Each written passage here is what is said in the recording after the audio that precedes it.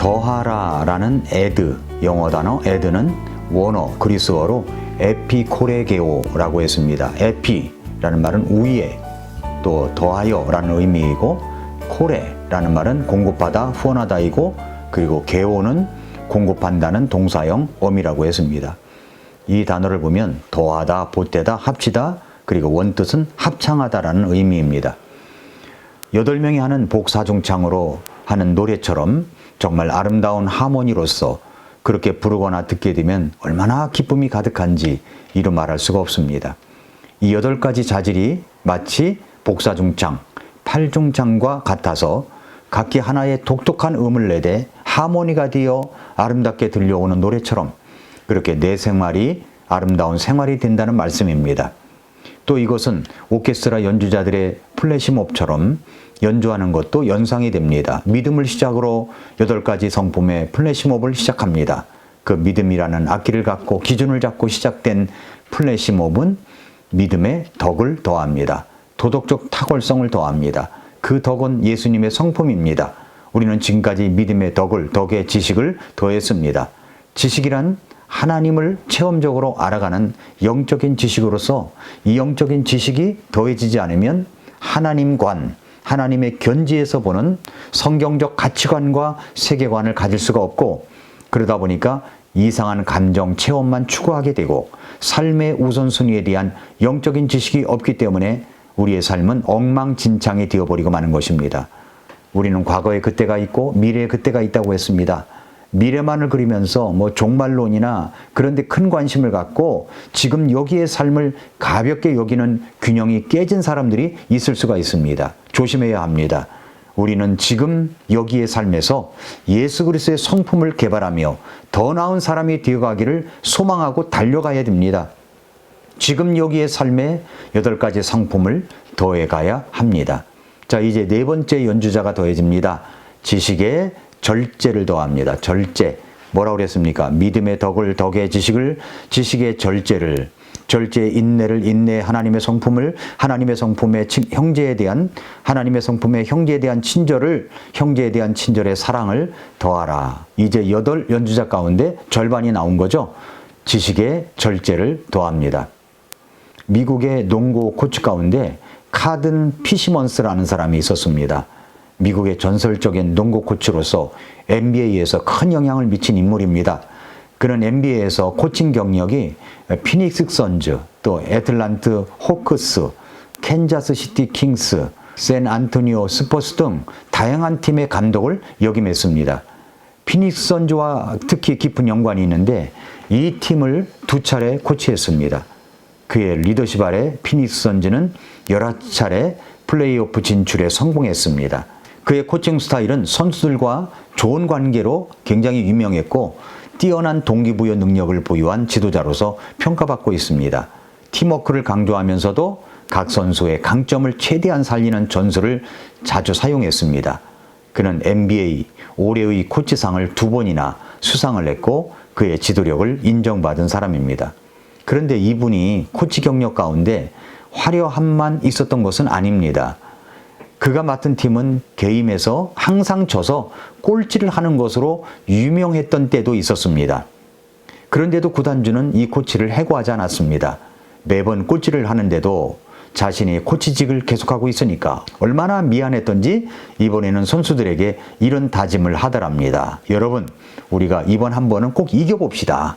지금까지는 우리가 항상 경기에 졌지만 이번에는 우리 팀이 지금까지 모든 경기를 이겨왔던 팀인 척하고 결승전에 임한다는 각오로 해봅시다. 이렇게 이야기를 했습니다. 승리하려면 심리적 전술과 전략이 필요하다고 생각한 이 코치는 선수들에게 자신감을 심어주기 위해서 그렇게 말했습니다. 그런데 또 졌습니다. 코치는 너무너무 화가 났습니다. 그래서 이제 이렇게 화를 내면서 말합니다. 내가 아까 한 말을 어떻게 들었길래 또 졌냐. 고함을 치며 화를 내는 코치에게 한 선수가 이렇게 말하더랍니다. 코치님, 그냥 우리 팀이 이긴 척 하면 되잖아요 라고 하더랍니다. 이 이야기는 승리라고 하는 것은 심리적인 전술이나 태도만 있다고 해서 되는 것이 아니라 승리하려면 무엇이 있어야 된다고 얘기하는 겁니까? 실력이 있어야 된다는 거죠. 실력은 어떻게 만들어집니까? 훈련으로 만들어지는 겁니다. 그렇다면 승패를 결정짓는 것은 바로 훈련을 얼마나 했느냐에 달려 있다라고 해도 과언이 아닙니다. 많은 운동선수들이 훈련을 할 때 꼭 등장하는 단어가 있습니다. 그것은 바로 절제입니다. 절제. 자, 절제라는 단어를 제가 또 이제 원어사전을 찾아봤더니 앵크라테이아라고 하는데, 앵크라테이아는 에는 안에, 그 다음에 크라토스는 힘 또는 권세라는 의미입니다. 따라서 앵크라테이아는 스스로를 다스리는 힘 또는 내적인 자제력을 의미합니다. 이것은 욕망, 감정, 충동 등을 통제하고 올바른 방향으로 이끄는 능력을 가리키는 겁니다. 훈련의 목적으로 모든 종류의 욕망을 자제하는 것, 이것이 절제라는 거죠. 영어로는 템퍼런스, 다른 말로 하면 셀프 컨트롤을 말합니다. 자기 통제를 말합니다. 이 절제라는 말은 그 당시 시대의 거짓 교사들이 탐욕을 일삼는 모습과 이방 세계의 성적 남용에 정면적으로 반대되는 말입니다. 절제는 자기 자신을 통제하는 것을 말합니다. 그래서 갈라디아서 5장 22절, 23절에 보면은 성령의 열매를 말하는 게 있죠. 거기에 이제 사랑, 기쁨, 화평, 오래 참음, 부드러움, 선함, 믿음, 온유, 절제가 나오는데, 절제를 가장 마지막에 두는 것은 가장 강조하고 싶어서가 아닐까 이렇게 생각해 봤습니다. 왜냐하면 절제의 훈련이 없이는 운동선수가 자신의 승리의 목적을 이룰 수가 없듯이 주님께서 원하시는 인격의 열매를 맺기 위해서는 절제라는 훈련이 없이는 불가능하기 때문입니다. 이 절제에 대해서 잘 설명해 주고 있는 성경 내용이 있다면 사도 바울이 고린도 교회에 보낸 첫 번째 편지에서 발견할 수가 있습니다. 고린도전서 9장 24절부터 27절의 말씀입니다. 경주할 때 달리는 자들이 다 달릴지라도 한 사람이 상을 받는 줄을 너희가 알지 못하느냐? 너희도 상을 받도록 이와 같이 달리라. 이기려고 애쓰는 자마다 모든 일에 절제하나니 이제 그들은 썩을 왕관을 얻기 위해 그 일을 하지만 우리는 썩지 아니할 왕관을 얻기 위해 하느니라. 그러므로 내가 이와 같이 달리되 목표가 불확실한 것처럼 하지 아니하고 이와 같이 싸우되 허공을 치는 자 같이 하지 아니하며 다만 내가 내 몸을 억제하여 복종시킴은 내가 다른 사람들에게 복음을 선포한 뒤에 어떤 방법으로든 나 자신이 버림받은 자가 되지 않게 하려 함이라 라고 말씀을 했습니다. 연초가 되면 우리들은 어김없이 그 해의 목표를 세웁니다. 그러나 한 해를 마감할 쯤 우리가 세운 목표를 얼마나 이루었는지 돌아볼 때는 아쉬움과 후회가 밀려오는 경우가 얼마나 많습니까? 왜 그렇다고 생각하십니까? 시간이 흐를수록 세웠던 목표가 흐릿해지고 열정도 식어갈 뿐만 아니라 절제하는 삶이 없이 지금까지 살아왔기 때문은 아닐까요? 우리가 하나님이 주신 꿈과 비전을 이루려면 무엇보다 나 자신을 절제하며 노력하는 것이 필요합니다. 그러나 절제는 결코 구호만으로 되지 않습니다. 어떤 분명한 동기가 있을 때 우리는 스스로를 절제할 힘을 갖게 됩니다. 그렇다면 우리에게 동기를 부여해주는 삶이란 어떤 삶입니까? 어떤 삶을 열망할 때 절제의 열매를 맺을 수가 있을까요? 첫째로 하나님께 쓰임받고 싶다는 열망을 가져야 됩니다. 고린도전서 9장 27절에서 다만 내가 내 몸을 억제하여 복종시킴은 내가 다른 사람들에게 복음을 선포한 뒤에 어떤 방법으로든 나 자신이 버림받은 자가 되지 않게 하려 함이라 라고 했습니다. 여기 버림받은 자 할 때 버림이라는 단어는 캐스터웨이라는 말로, 이 말은 원어로 아도키모스라고 합니다. 아도키모스. 이 아는 부정접두사로서 아니다, 없다라는 뜻이기 때문에 그냥 도키모스라는 말은 시험을 통과한, 인정받은, 합격한 이라는 뜻이고, 아도키모스라고 하면 시험을 통과하지 못한, 인정받지 못한, 부적격한 뜻이 됩니다. 영어로는 캐스터웨이, 배가 난파된 후 외딴 섬으로 떠밀려간 사람이라는 의미가 있죠. 캐스터웨이라는 영화도 있습니다.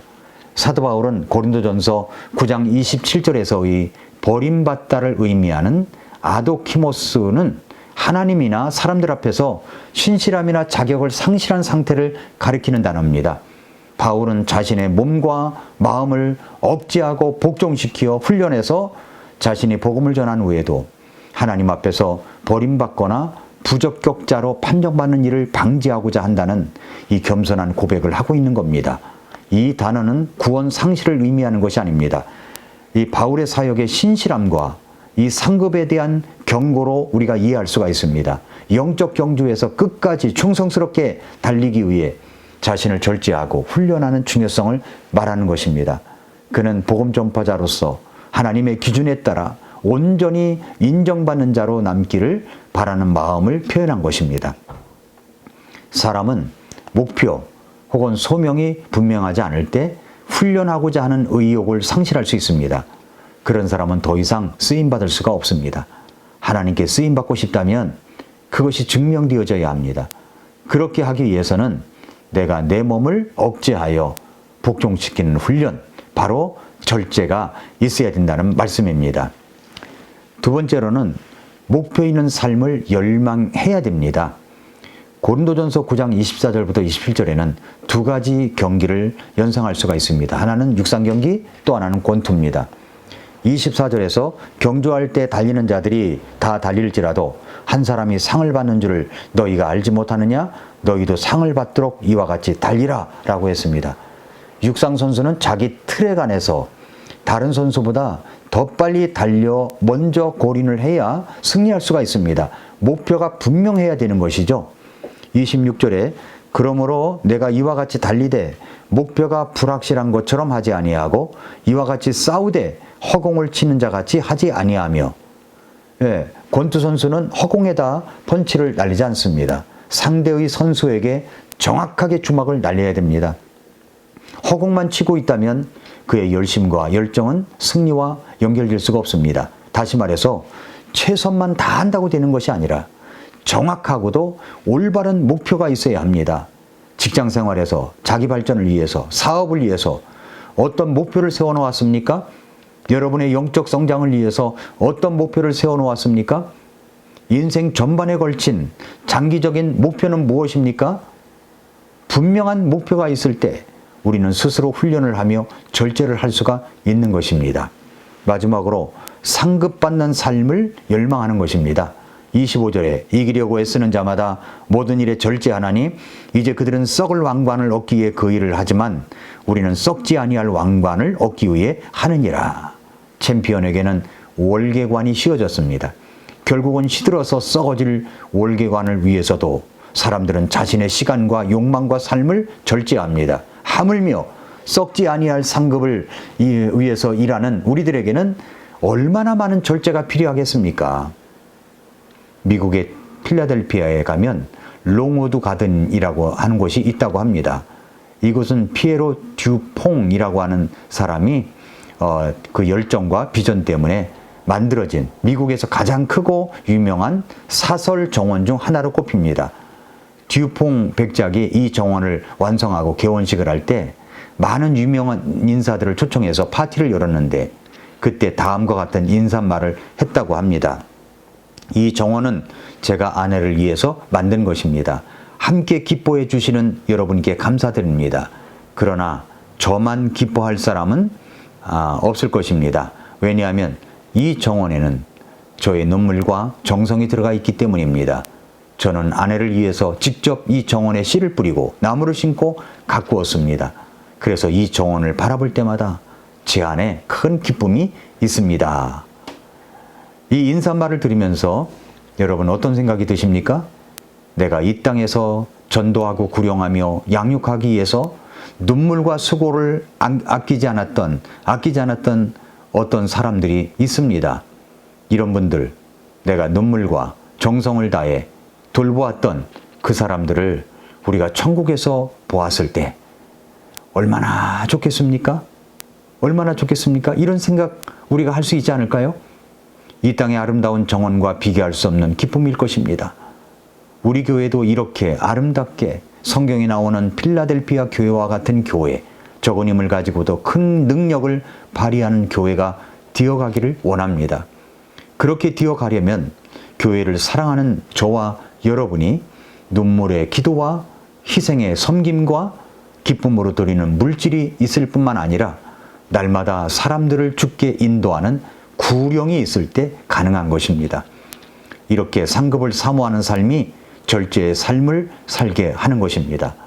성도 여러분, 사도 바울이 빌립보서 3장 14절에서의 고백처럼 그리스도 예수님 안에서 하나님의 높은 부르심의 상을 받기 위하여 표대를 향해 밀치고 나아가는 저와 여러분들이 될 수 있기를 간절히 바랍니다. 지금 여기의 삶에 우리는 절제의 미덕을 갖추어 가므로 우리 삶을 통해서 예수 그리스도의 아름다운 성품의 영광스러움이 연주되기를 축복합니다. 오늘도 미라클 모닝입니다.